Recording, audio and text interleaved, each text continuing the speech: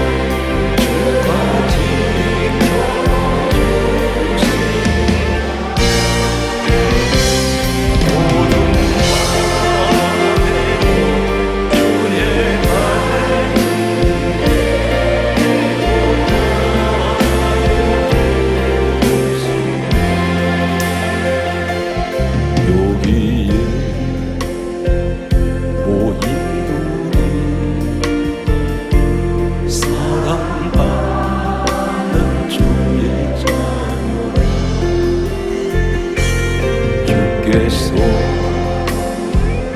뜻하신 우리를 통해 펼치신다. 고통과 슬픔 중에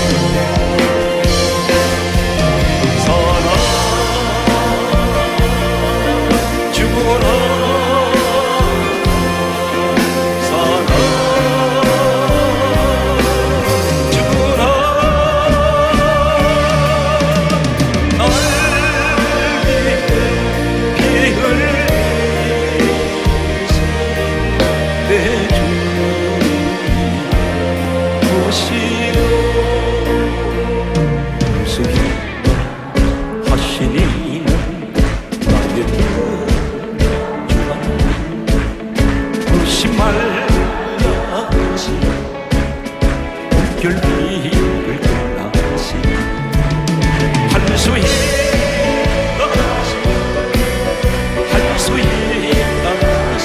주 믿음만 능력이 나시네 믿음만 능력이 나시네 한수에 하시는 나의 능력 중에 나를 바라보시 능력 중가 하시니 한수에 한수에 나신 주 사랑만 능력이 나시니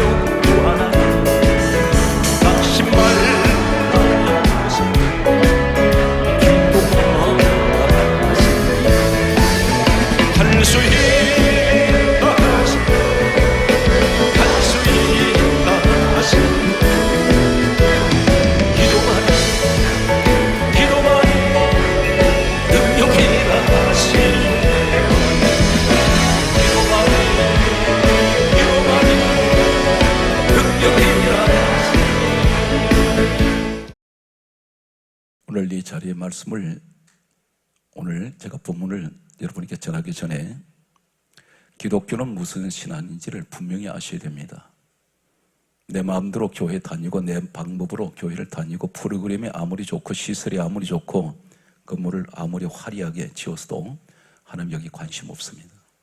우리는 신앙생활을 너무 기복신앙이 무엇인지 아세요? 전부 외적으로 보이는 것 그리고 육신적으로 신앙생활은 기독교는 내 욕심을 채우기 위해서 교회에 나오는 것이 아닙니다. 전부 우리가 기억해야 될 것은 어떤 방법이든지 이사야 43장 21절과 신약의 한 군데 더 말씀을 드리면 골로새서 1장 16절에서 18절까지 말씀을 보면 하나님께서 이렇게 말씀합니다. 이사야 43장 21절에 이 백성은 내가 나를 위하여 지었나니 누구를 위하여? 하나님을 위하여 지으셨어요. 그래서 나를 찬송하게 하려 함이라. 그러면 우리는 어떻게 해야 됩니까? 하나님 나 부르셨으면 당신이 어떤 사람인가요? 내가 하나님을 원해서 내가 하나님을 찾아온 것이 아니고 성경 말씀은 이렇게 기록하고 있습니다. 요한복음 14장 6절에 예수님께서 친히 말씀하시기를 내가 곧 길이요 진리요 생명이니 나로 말미암고는 아버지께로 올 자가 없다. 성경 말씀합니다. 내 스스로가 교회를 선택한 것이 아니고 내가 다시 말씀드려서 내가 예수를 믿은 것이 내가 내 마음대로 내 의지대로 믿은 것이 아니라 주님이 이렇게 말씀하셨어요. 내가 너를 부르지 않으면 내 앞에 올 자가 없느니라. 주님의 부르심을 받았다는 것입니다. 그런데 그 부르심이 어떻게 부르심을 받았느냐면 어떤 사람을 통해서 일가 친척을 통해서 친구를 통해서 우연한 기회에 어떤 사람이 전도를 통해서 주님 앞에 왔는데 이것이 그 사람 속에 성령께서 그 마음을 주신 거예요. 그래서 내가 그 사람을 통해서 내가 전도가 되었다는 것입니다. 천국은 아무나 가는 것이 아닙니다. 누구든지 다 예수를 믿을 수 있지만 다 예수 믿고 천국 가는 것은 아닙니다. 평생 동안 복음을 전해서도 같은 집안 식구끼리, 어떤 경우는 부부 사이인데도 육신적으로는 부부인데 영적으로는 완전히 남남입니다. 이분에게 아무리 평생 같이 살면서 전도를 했는데도 교회를 안 다녀요. 결국은 예수 안 믿고 세상을 떠나가는 사람들이 있습니다.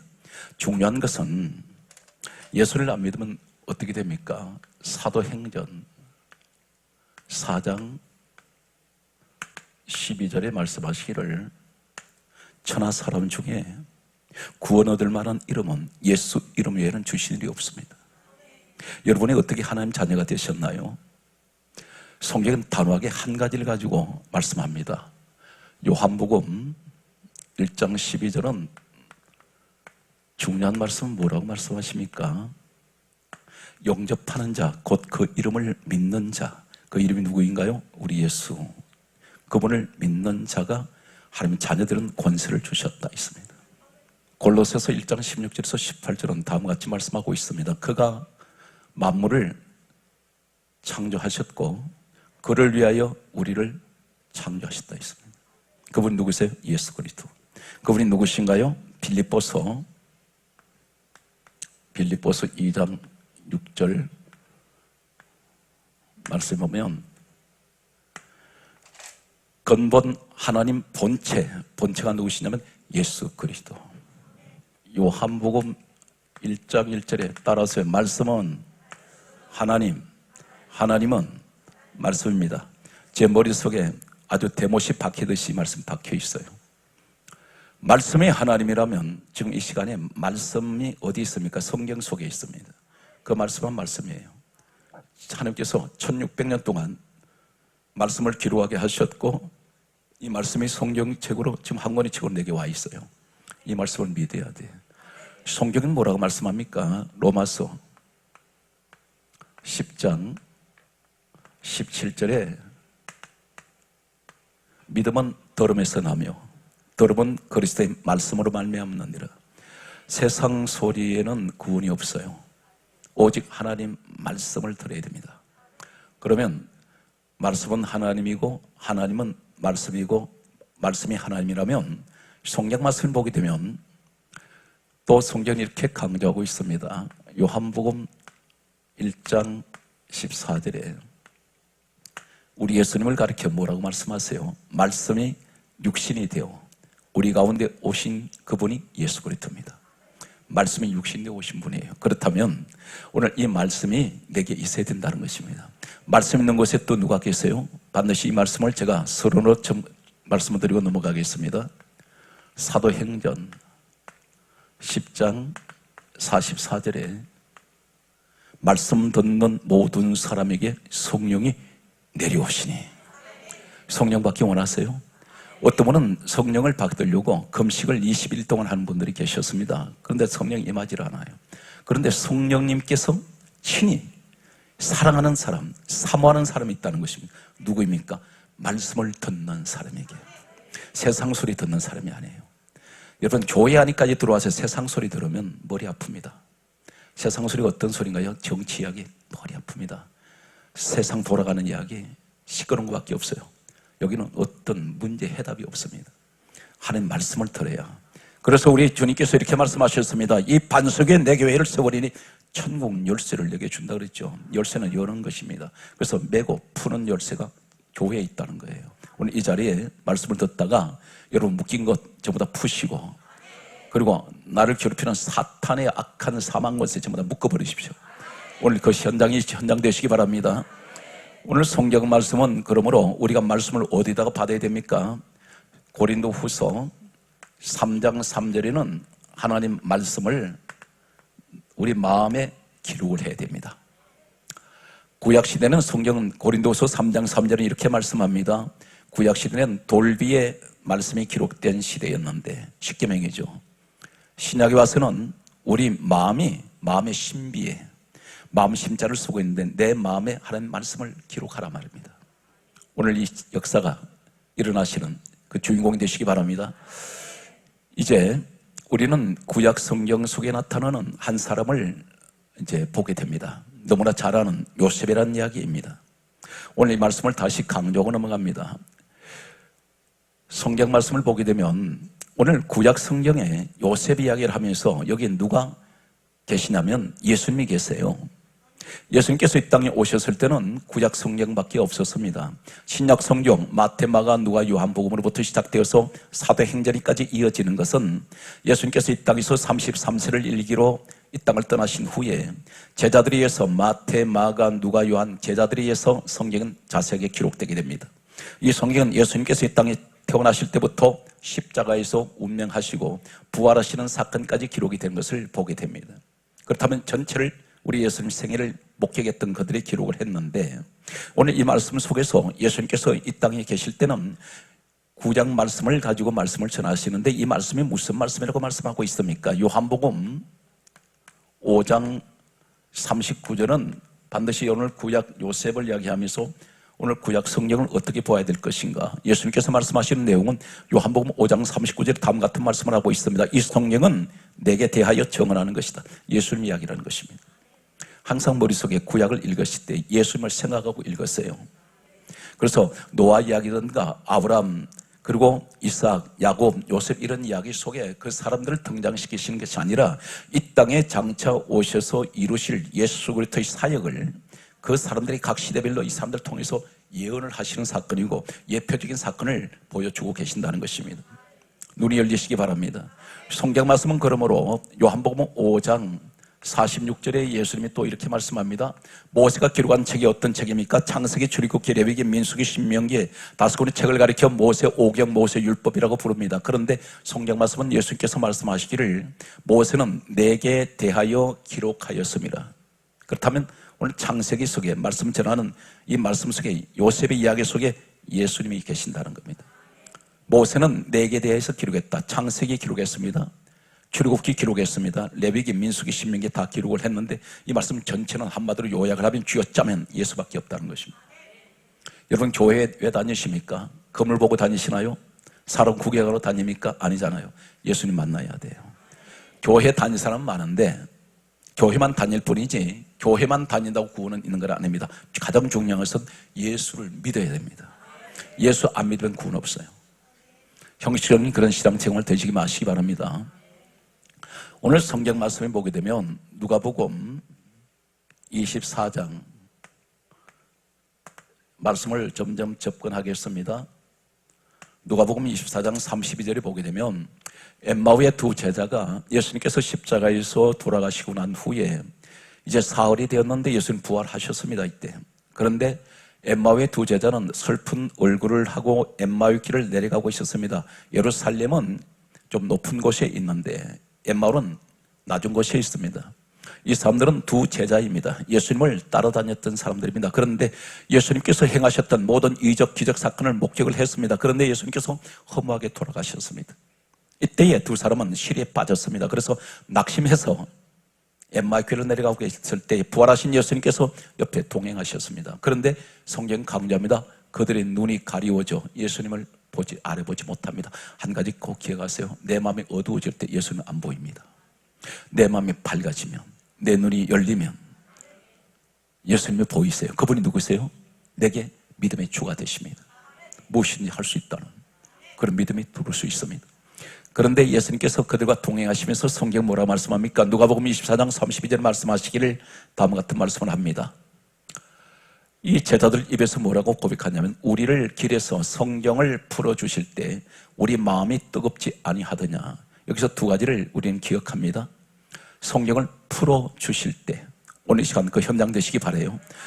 그러면서 우리 마음이 뜨겁지 아니하더냐. 뜨겁다는 이 의미, 두 가지 의미 속에서 이 두 사람은 어떻게 합니까? 엠마오 길로 내려가던 신앙이 예루살렘에 다시 올라가요. 우리 신앙 언제 끌어올립니까? 말씀이 풀어져서 내 마음에 뜨거움이 들어올 때 그때 내 신앙은 다시 올라갑니다. 말씀밖에 없습니다. 그리고 그들이 예수님을 알아봅니다. 그리고 그들은 전도자가 됩니다.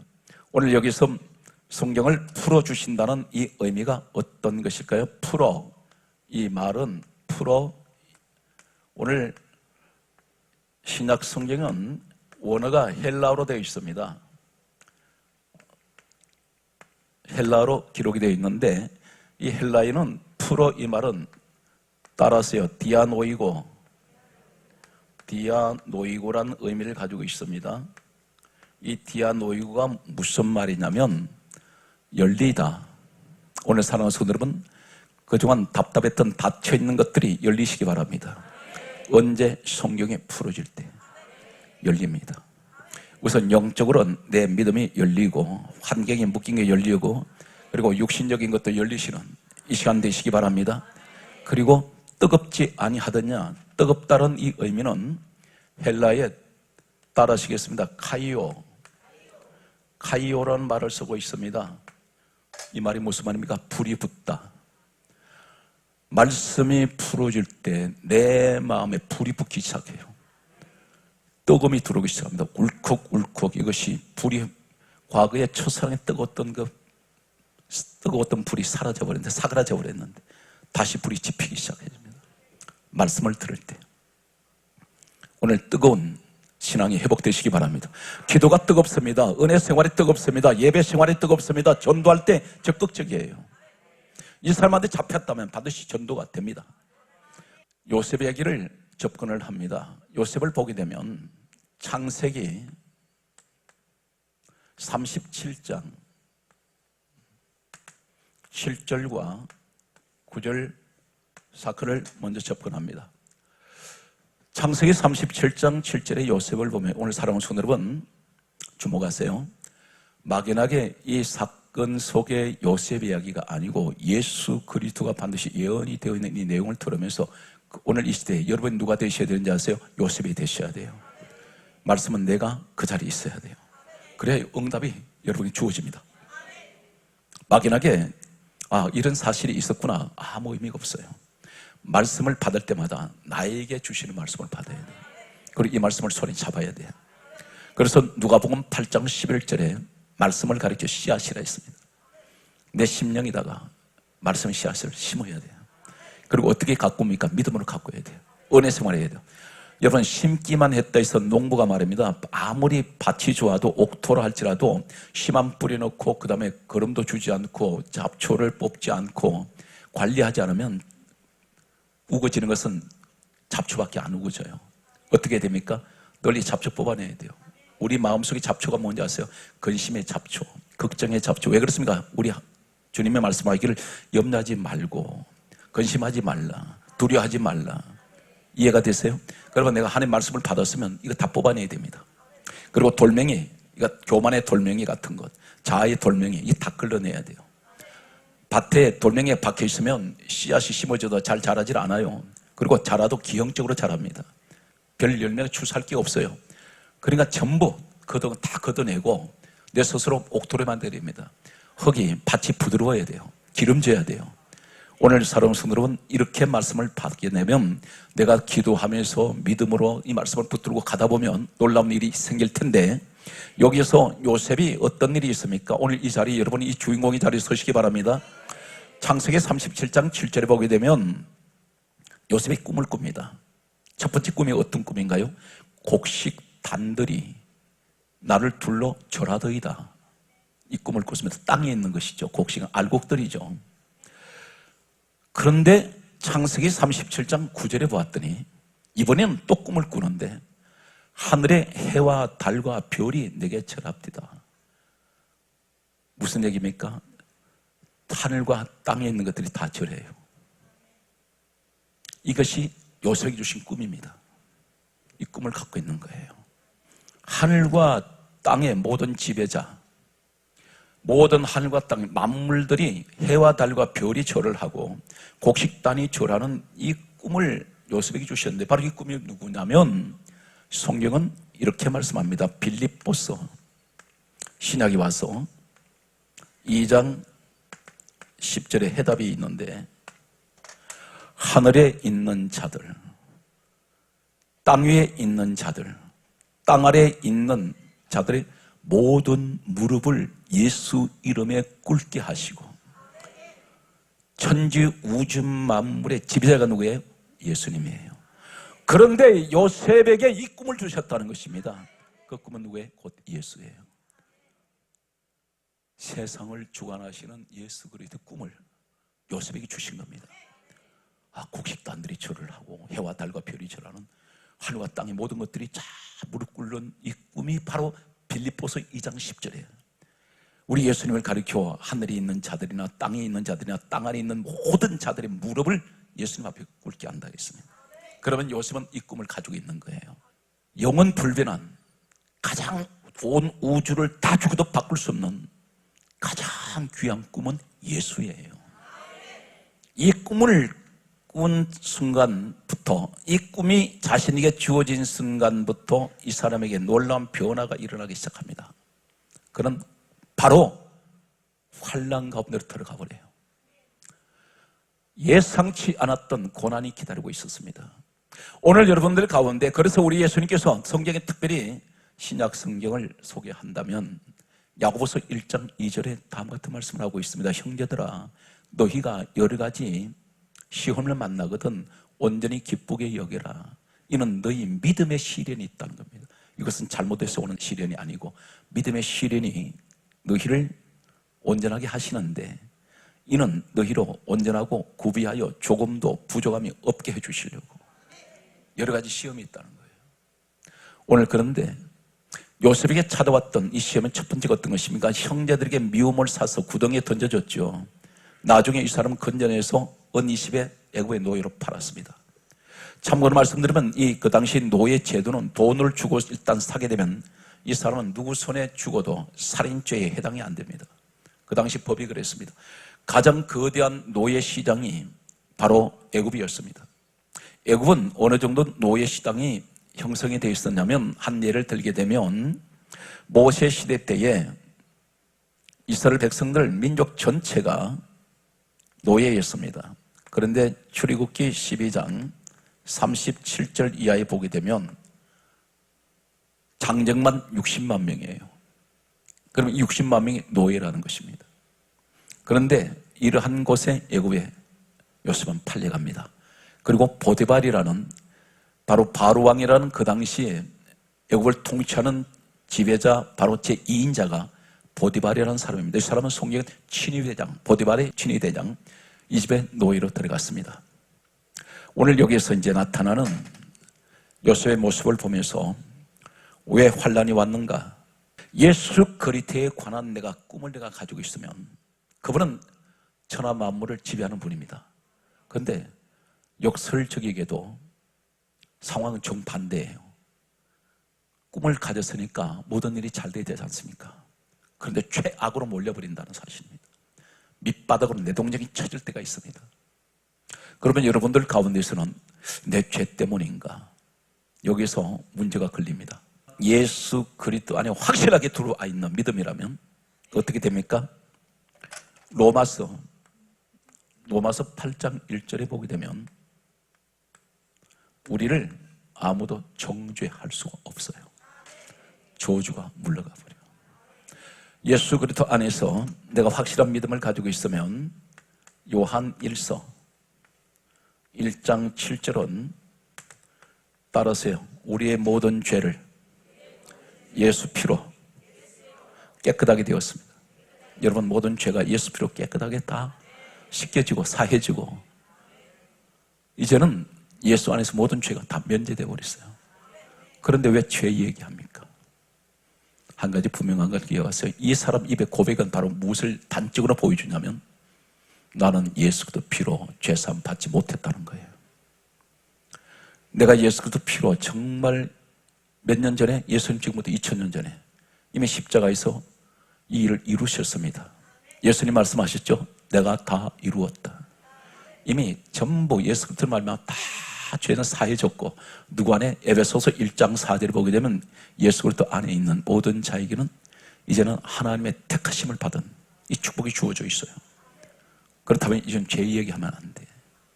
대신에 날마다 짓는 자범죄 있죠. 날마다 회개하셔야 돼. 이거 씻어내야 됩니다. 한 가지, 어떤 분은 이렇게 말합니다. 예수 믿는 순간부터 내가 죄사함 받았으면 끝났지 뭐 맨날 회개하느냐고. 예수님이 제자들 발 씻긴 사건 아시죠? 예수님 허리에 수건을 두르시고 제자들 발을 씻기실 때에 베드로가 뭐라고 말합니까? 제발 못 씻깁니다 했더니 우리 주님이 이렇게 말씀하세요. 내가 너를 씻기지 아니하면 죄 씻음을 얘기합니다. 예수님은 이 땅에 단순하게 오셔서 사람 제자들 발이나 씻겨주시려고 오신 분이 아니에요. 이 사건은 전체 성경은 한마디로 무엇을 요약하냐면 쥐어짜면 전부 다 죄를 사해 주시는 사건을 예수님 오시고 난 후에 보여주신 내용들입니다. 가나의 혼인잔치 사건에서 포도주가 두 포도주가 있어요. 예수님 오시기 전에 포도주와 예수님 오시고 난 뒤에 주신 포도주 있죠. 이 포도주는 마태복음 26장에 보게 되면 예수 피를 의미합니다. 예수님 우리 성찬하잖아요. 포도주를 예수 피를 의미하잖아요. 무엇을 얘기하냐면 가나의 혼인잔치에 예수님 오시기 전에 포도주는요, 구약의 수많은 짐승들이 피를 흘리고 죽어갔습니다. 그런데 완전한 제3이 되질 않아요. 바닥나버려요. 예수님 오셨을 때 모자라. 예수님 오셔서 새로 주는 포도주 있죠. 퍼내고 퍼내도 끝이 없어. 그래서 잔치가 되는 거예요. 예수님이 이 땅에 오셔서 왜 하필이면 가나의 혼인잔치집에서 잔치를 시작합니까? 그것이 바로 뭐냐면 예수님은 우리의 죄인들의 죄를 사해주러 오셨기 때문에 잔치가 되어야 되는 거예요. 예수 십자가 사건은 우리에게는 축제입니다. 이해가 되십니까? 초상집이 아니란 말입니다. 예수님께서 제자들 발 씻기실 때 내가 씻기지 않으면 너 나와 상관없어. 이 말이 무슨 말입니까? 너는 죄 씻음의 사건을 너는 오해하고 잘 모르고 있다는 것입니다. 그랬더니 베드로가 뭐라 그래요? 발뿐 아니라 온몸을 씻겨주십시오. 예수님 뭐라고 했어요? 온몸을 씻겨달 때 이렇게 말씀합니다. 이미 목욕한 자는 발밖에 씻을 필요가 없느니라. 이미 목욕이란 말은 무슨 말입니까? 전신의 씻음 사건은 네가 예수를 믿는 순간 너는 모든 죄에서 사함받았어. 너는 구원받은 거야. 영원히 속죄함 받았고 구원받았는데 대신에 발밖에 씻을 필요가 없다. 이 말씀은 날마다 우리는 부분적인 죄를 지어요. 알고 지은 죄, 모르고 지은 죄, 고의적으로 짓는 죄, 그리고 어쩔 수 없이 짓는 죄, 이런 죄들을 우리가 늘 회개해야 됩니다. 이 꿈을 가진 요셉은 환난 가운데 들어갔을 때 가장 중요한 걸 기억하십시오. 하나님은 이 꿈 주실 때 요셉을 뭘로 쓰시려고 국무총리로 쓰시려 했죠. 이 사람은 어디 있습니까? 사막의 목동이에요. 아버지 설하에서 양치는 목동이라 했습니다. 이 사람 바로 데려다가 국무총리 앉히면 정치를 할 줄 압니까? 못해. 아무것도 못해. 꼼짝 못합니다. 아무것도 몰라. 백성들이 민심을 압니까? 아니면 사회의 모든 애굽에 대해서 사회를 압니까? 아무것도 몰라요. 그러면 어떻게 해야 돼요? 하나님이 가장 먼저 집어넣는 자리가 밑바닥으로 집어넣어버려요. 노예로 들어가면 어느 한 사람은 경계하지 않습니다. 이 사람은 애굽의 민심을 속속들이 밑바닥보다 다 훑어요. 그리고 가장 먼저 뭘 시키세요? 그 보디발 집에 가서 총무일을 했습니다. 총무는 살림살이를 맡아서 책임지는 사람이에요. 한 가정의 총무일을 맡겼더니 경영을 알아요. 경영. 여기 어디로 보냅니까? 이게 정치가 집안이에요. 정치가를 만나게 하신다고요. 그러면 이 사람은 날만 새면 보는 사람이 누구예요? 정치가들이에요. 아, 정치가 이런 것이구나. 배웁니다. 그 과정 끝이 어디입니까? 국무총리잖아요. 하나님이 그렇게 인도하시기 위해서 이 고난이 곧 바로 뭐냐면 축복으로 간 통로란 말입니다. 여러분이 오늘 이 자리에 어떤 고난이 있다 할지라도 반드시 하나님께서는 그 고난으로 끝나게 하지 않습니다. 반드시 그 결과는 어떤 것이에요?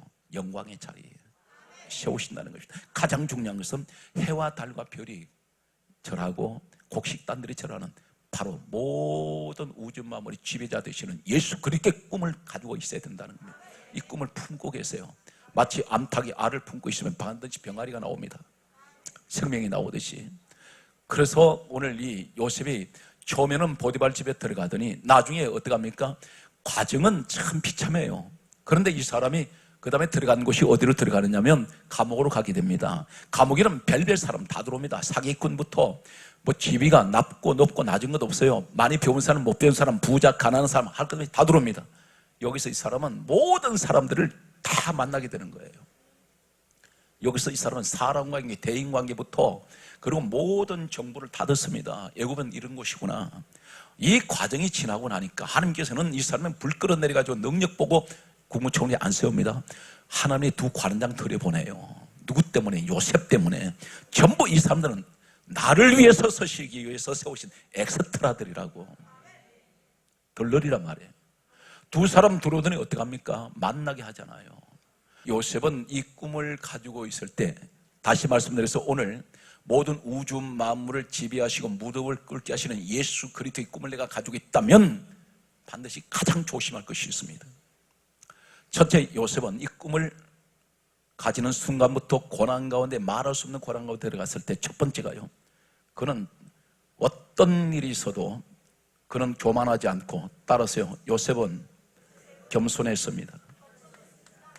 이 사람은 전체 흐름을 보면 대단히 겸손한 사람, 자신을 안 드러내요. 두 번째, 요셉은 오늘 지금 우리에게 말씀합니다. 여러분, 절대로 잘 될 때나 못 될 때나 항상 변함없이 하나님께서 인정받는 사람이 어떤 사람이에요? 늘 엎드려야 돼요. 그 엎드리는 것이 여러 가지가 있겠습니다만 기도하기 위해서 엎드려야 돼요. 잘 될 때도 엎드리고 못 될 때도 엎드리고. 오늘 여기서 두 번째는, 요셉은 이 꿈을 가지는 순간부터 성경에 보게 되면 그전에는 달랐습니다. 그런데 이 꿈이 자신에게 주어졌을 때부터 어떻게 달라지냐면 매사가 항상 긍정적인 믿음의 사람이에요.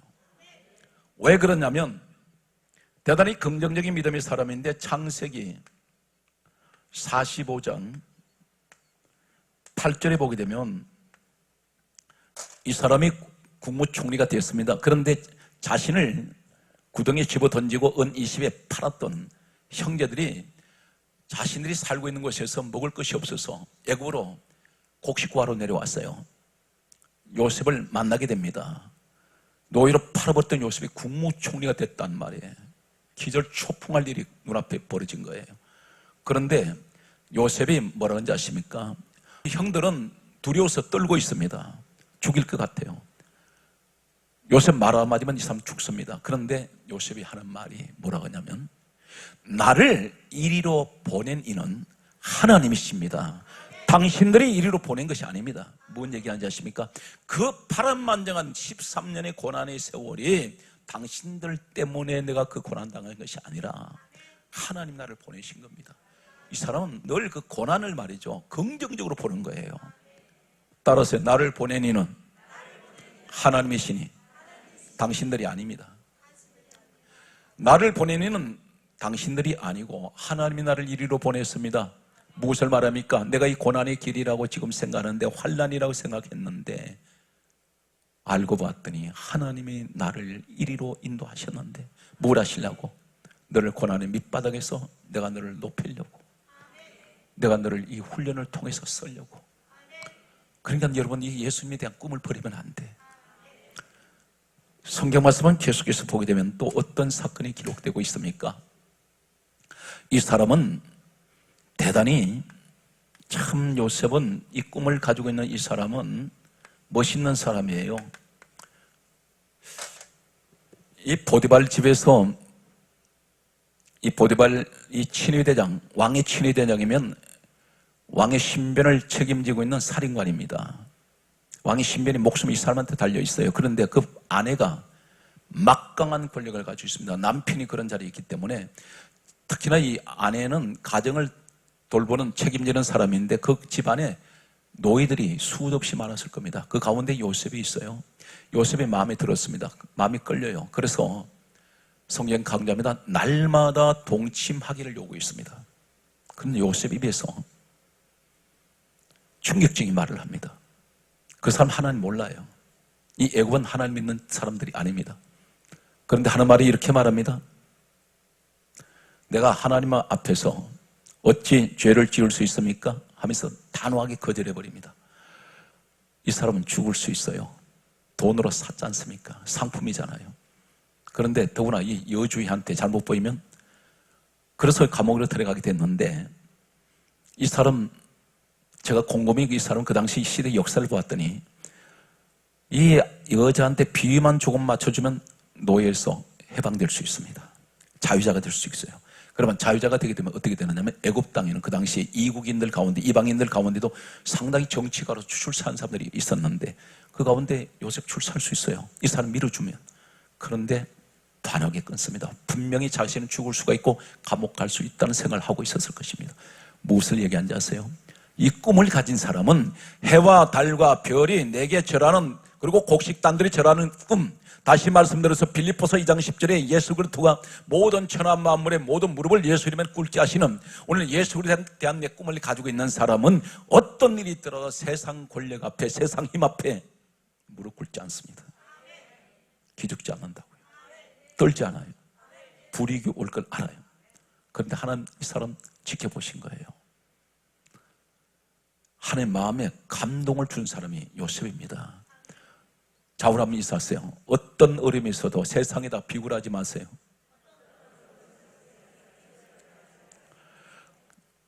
창세기 40장 7절을 보면 요셉 대단한 사람입니다. 우리가 이 사람 볼 때 대단히 연약한 사람 같죠. 대단한 사람이에요. 어느 정도 대단하냐면 긍지가 대단한 사람이에요. 이 꿈에 대한 확실을 갖는 사람이에요. 감옥에 들어갔는데요, 그게 술 맡은 관원장, 떡 굽는 관원장, 그러면 이 관원장은 장관입니다. 지금으로 말하면 권력가예요. 그리고 이 사람들이 어떤 사람이냐면 외부 이방 세계에서 흘러들어온 사람이 아니라 본토인들이에요. 근데 요셉은 이방인이잖아요. 노예로 왔잖아요. 또 모함받아서 죄수로 들어왔지 않습니까? 이 사람 무기수일 수 있어요. 사형 집행을 어쩌면 어느 날 당할 수 있어요. 그런데 늘 불안하고 두려울 텐데 이 술 맡은 관원장이, 떡 굽는 관원장이 두 사람이 들어왔을 때에 창세기 40장 7절은 가장 약한 자가 관원장들한테 오히려 위로해주고 있습니다. 이것이 바로 뭐냐면 꿈을 가진 자예요. 자부심이에요. 자존감이에요. 긍지예요. 여러분 이거 잃어버리면 안 돼. 그럼 다 무너지는 거야.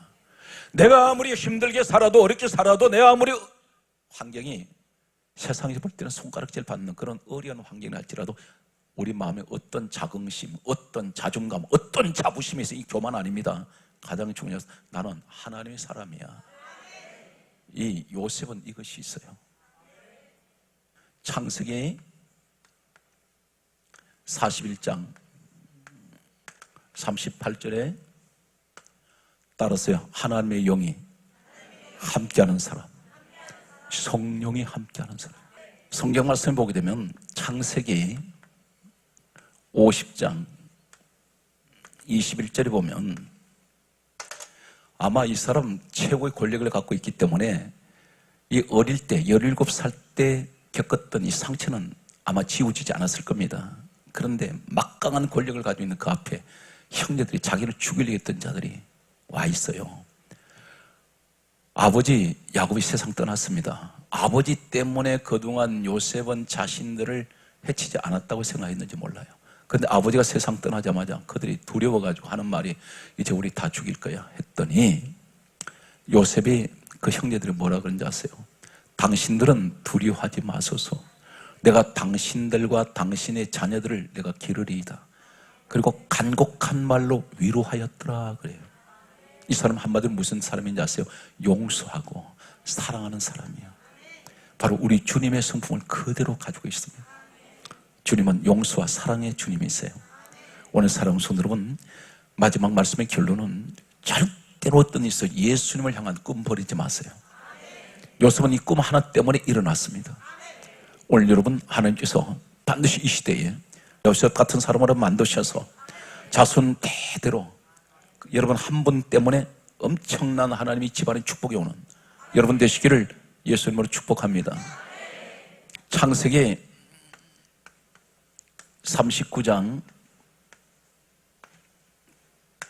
2절 말씀을 보면 따라서요, 여호와께서 여러분 한 가지 꼭 기억하세요. 요셉이 여호와께서 함께 하시더라 이렇게 하면 안 돼요. 성경은 반드시 무슨 일이라든지 어떤 말을 하든지 우리 하나님이 첫째예요. 여호와께서 요셉과 따라서 함께 하심으로 하나님이 함께 하세요. 오늘 이 자리 여러분, 그 꿈을 가진 여러분에게 하나님이 함께 하시는 여러분 되시길 바랍니다. 성경 말씀은 창세기 39장 5절 이하의 말씀은 이렇게 말씀을 마무리하겠습니다. 여호와께서 요셉을 위하여 꿈을 가진 요셉을 위하여. 이 사람 어디가 있어요? 노예로 팔려갔습니다. 여러분 고난 가운데 있어요. 그런데 이 꿈을, 주님을 향한 꿈을 내가 해와 달과 별이 전하고 곡식단들이 전하는 꿈, 빌립보서 2장 10절에 예수님께서 천하 우주 만물의 모든 무릎을 예수 이름에 꿇게 하시는, 다시 말씀드려서 예수 그리스도의 만물의 주인 되신 우리 주님께 대한 이 꿈을 가졌더니 성경에 뭘 말씀합니까? 창세기 39장 5절에 여호와께서 요셉을 위하여 애굽 사람의 집에 복을 내리심으로. 애굽 사람 하나님 안 믿어요. 오늘 요셉 같은 꿈을 가진 사람이 가는 곳에는 불신자까지도 하나님은 이 요셉 같은 사람 때문에 복을 주신단 말입니다. 여러분 가정이 그 가정인 줄 믿습니까? 여러분 직장이 그 직장이 되시길 바랍니다. 여러분 사업장이 그 사업장 되시기 바랍니다. 여러분 교회가 이런 교회가 되시기 바라요. 한 사람 때문에 애굽 사람들이 복을 받아 이 복이 그 집의 밭과 모든 소유에 다 미쳐버립니다. 요셉은 형통한 사람이라고 그랬어요. 누구와 함께하니까? 하나님이 함께하니까. 그분이 곧 누구냐? 빌립보서 2장 10절에 예수입니다. 주님과 동행하시는, 오늘 또 힘차게 세상을 향해서 달려가는 우리 믿음의 주인공들이 되시기를 주 예수의 이름으로 축복합니다.